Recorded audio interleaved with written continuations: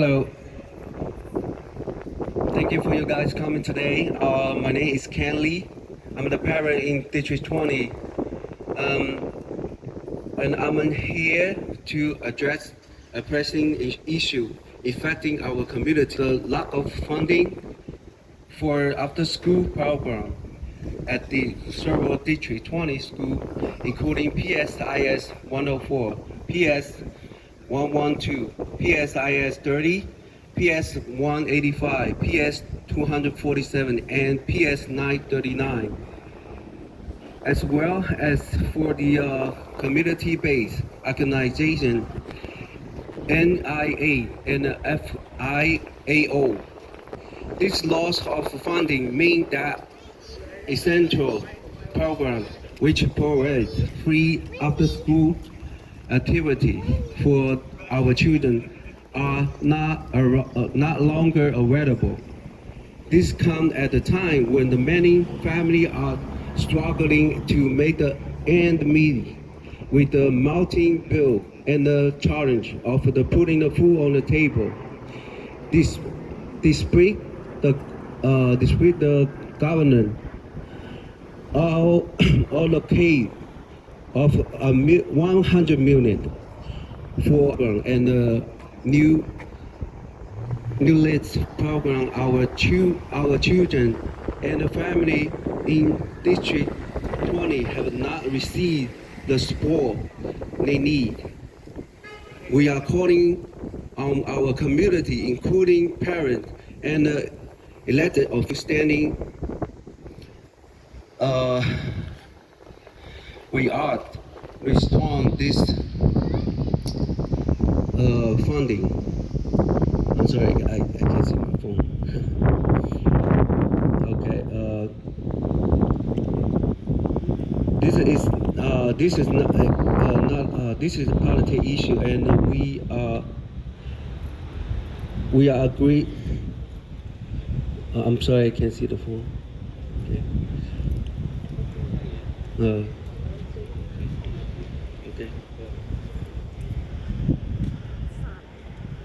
Okay.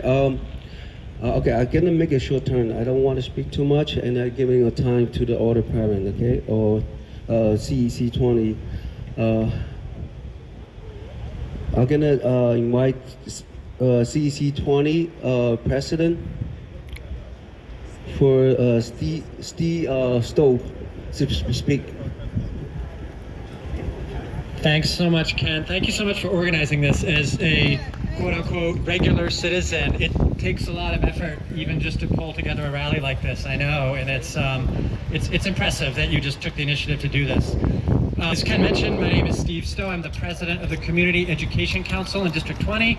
The CEC, for anyone who doesn't know, are elected parent representatives.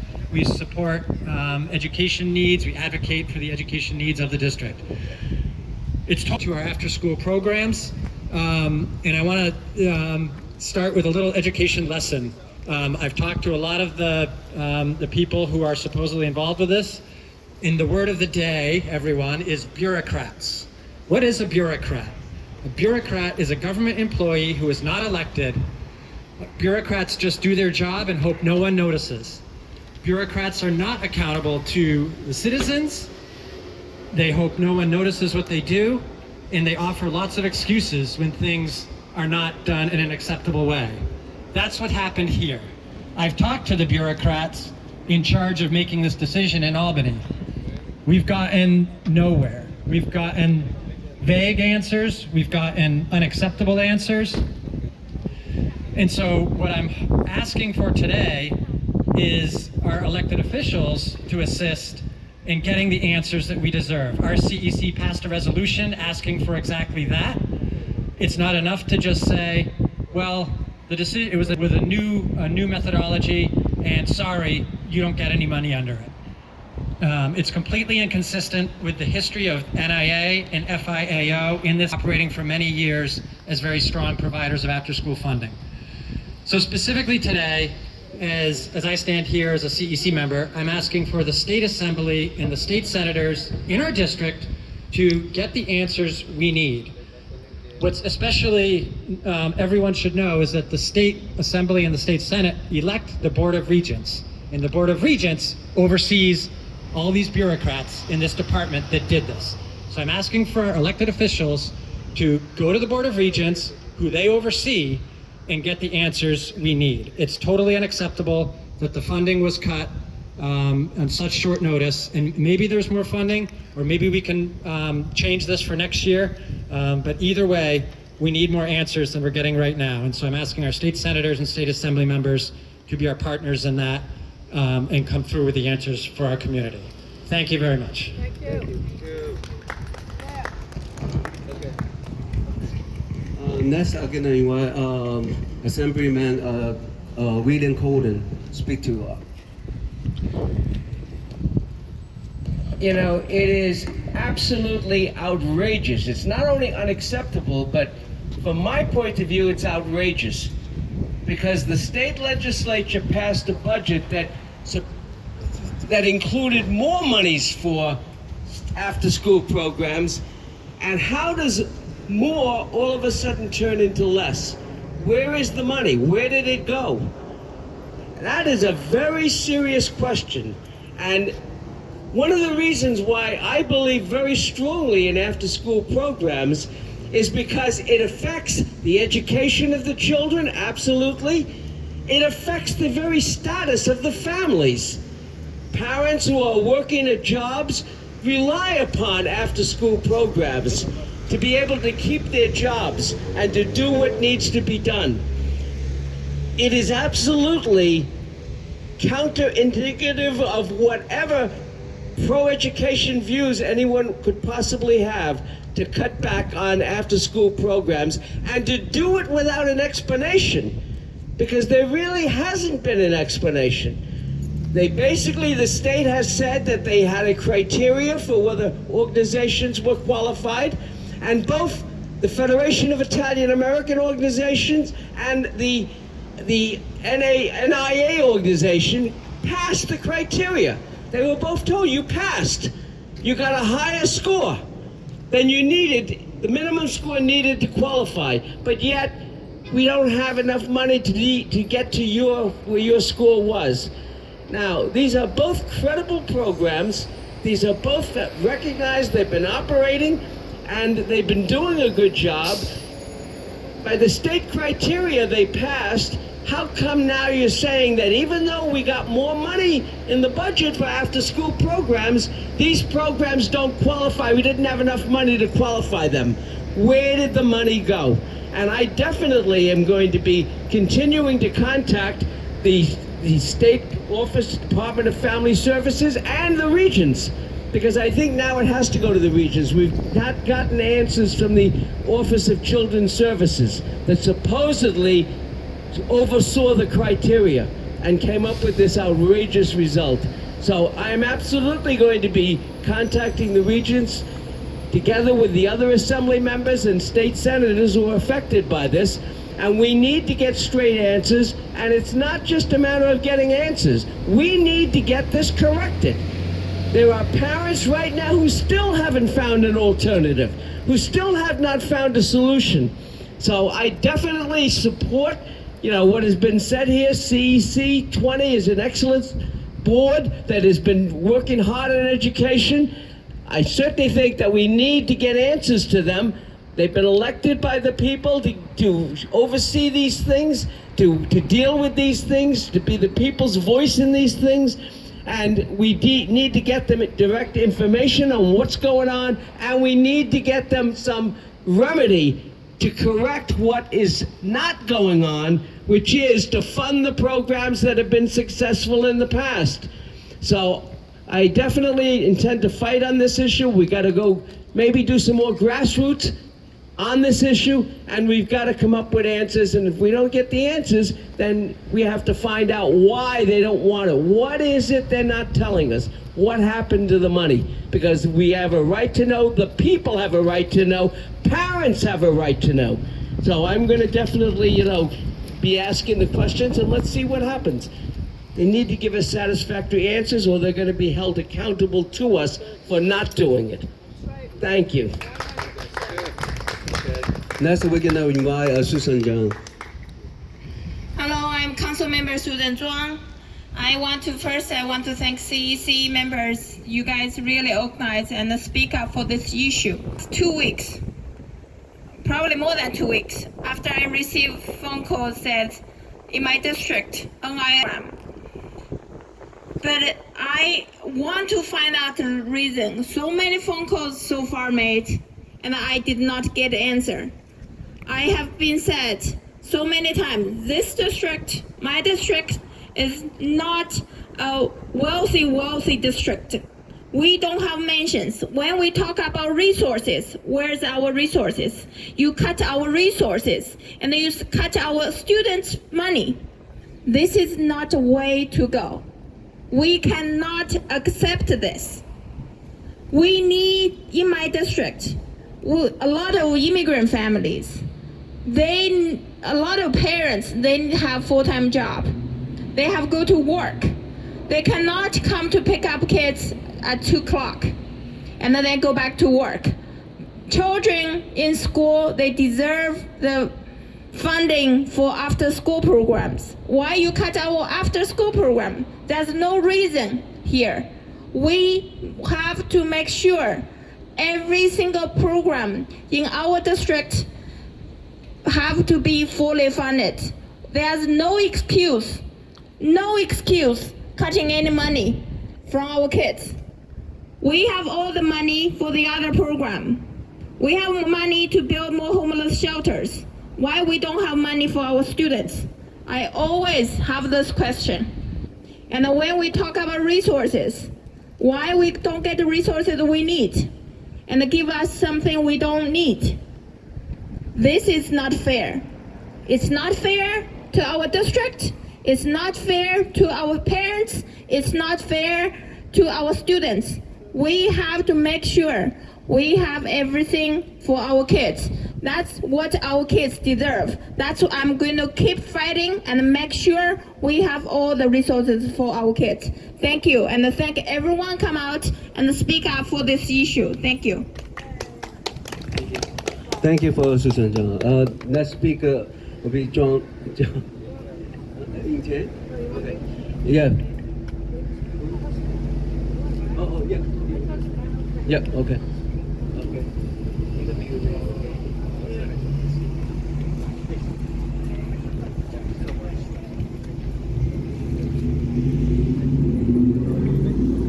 Hi, good afternoon, good morning. My name is Drita Kane. I'm here to speak for the parents that do not know about this cut in funding yet, and friends and family who still don't know because maybe they're not aware of what's going on because it's all been kept so quiet. And we need to make sure that our children, I don't know if you've noticed, but a lot of children things have been cut, and it's affecting not even jobs, but people that work. They used to be called latchlock keys. What was it called? Latchkey kids. Where parents had to go to work and keep the children in the house because there was no other alternatives. And especially at this time when we're being our money is just totally being wasted on other things, like was already said. We need to have these resources for children. Our children are under attack by many different things besides the cutting of fundings. But you need to keep the children safe because they're the future. That's why they're so important. That's all I want to say. All right. Next turn, we'll invite Intan. Hi, good afternoon. My name is Intan. It is well said that our city and our state has been cutting a budget for our children's education. When we think about funding, why we have been cutting our funding? This is migrant issues. We have been talking about this crisis since last year. When you've opened borders, there are migrants coming in here. Every single day they have hundreds and thousands of them. No one ever talk about it in the public, not even elected officials. And last year, we have been cutting our city budget to hold all these migrants right here. We have been not only cutting our education, but also sanitation, all city departments. We have city council member here. I think she can explain further for that. But look at that. We know from the day one, they're gonna attack our education. Here they are. They are here. They're attacking and defunding our education. I will ask, how can we end this? This is never gonna be end if we continue opening our borders. We have hundreds of the migrants coming in here. And look at here, we are building homeless shelter because we don't have enough space for them. And we'll be fighting against the homeless shelters. This is never gonna be enough because we have high demand right here. How can we help our New Yorkers? And we have migrant children, they're coming in here, we have to fight translator for them. The system to good in school. And this is also part of the funding. How can we affordable to do that? Meanwhile, we have children, they are losing their after school programs. And some, even their meals have been cutting. Like last year, like children in school, they complaining they don't have chicken nugget anymore. People think it's just a chicken nugget, it doesn't mean anything. But look at this. This is what our children deserve. They're supposed to have it, but because our city and our state have been cutting a budget to fund someone that is not contributing in our state and the state. And we are losing our own resources. We can end this. That I think assembly members, they should sue our federal government. We have to close the border and don't let the migrants come in here. We are not against the migrants, but we cannot affordable to host more to stay in our New York City and New York State. And we could end this with the Central City status right here in New York City. Our council member, 8 of them, they vote no for Central City. How about the rest of them? They never vote for this because they want more migrants coming in here. Means more migrants coming in here, they need to abuse more funding or resources of our own resources. So this is need to be end. We have to end this. And we have to call out our council member and state assembly members. They have to end these migrant issues, and they have to talk about it with Mayor Adam, and they have to talk about it with the Governor Hugo. We have to end it because we only have limited resources right here. If we continue giving away our resources, our New Yorkers never gonna have enough. We have to put our New Yorkers first. Children are the future of our country. We have to put them in the first priority. That's it. Thank you. Thank you, Intan. Next, we're gonna invite Vice President John.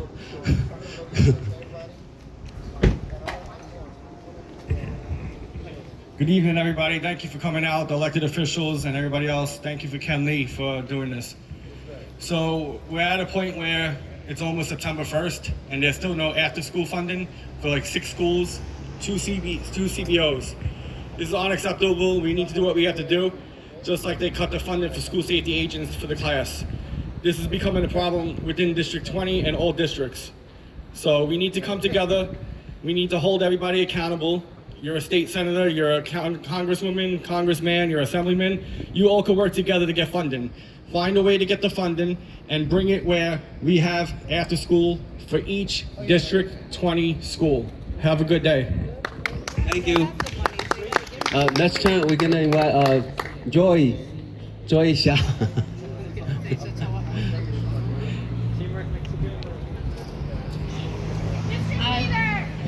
My name is Joey. I'm here for CEC 20 today. I'm grateful I'm being one part of District 20. District 20 is one of the best education council. And we've been fighting for kids and parents. Like we say, no kids left behind. Exactly, kids are our future. We're working hard as a working class. All we fight is for kids. We don't want after school lost a lot of funding. There's 2 after school program in Penn right now. We don't want to expand this impact more. We have a lot of after school program, so we have to fight for. We need those 2 after school programs funding back. Exactly, our kids need more. So every kid deserves. And I think this issue is not only we say elect official, we need all the parents, all the kids. It's ours right, it's ours funding. We need the funding back. So we need to work on together. As our president say, we always say, teamwork make a dream work. It's not only one, we are all. We, as a we have to fight together. Thank you, Joy. Next time we're gonna invite Kenneth. Come here. This please. Oh, okay. So who wanna speak up? For next? You want to speak up? Anyone? Okay. Okay. So we're gonna be, working around 2 more locations, about 2 schools down. No, 1 school and CEC 20, District 20 office. Okay. Okay. If everybody have a time, please follow me. Thank you very much. Okay. Thank you, everybody. Thank you very much.